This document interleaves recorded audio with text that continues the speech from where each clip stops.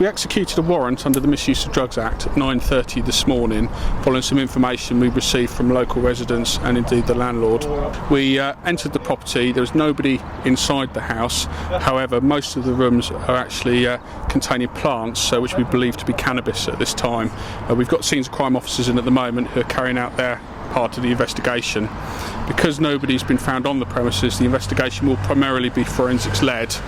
We would estimate something in the region to 120 to 150 plants that have been found.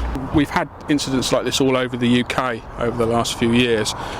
It's quite normal for neighbours to be the people that alert police in the first instance. What normally happens is that they'll notice they don't really see their neighbours very often.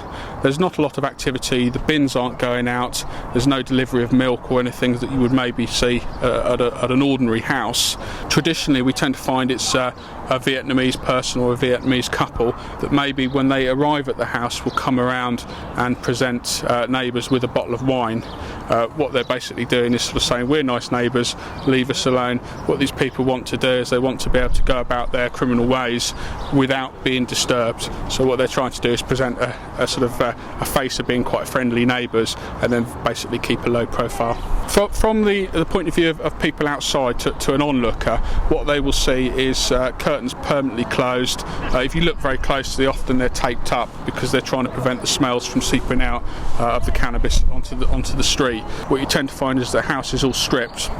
There'll be a small area, usually at the front of the house, to create the illusion that it's being used as a normal house, which is pretty much just a bed and perhaps a television, which is used for the gardener, who's the person that's there to look after the plants.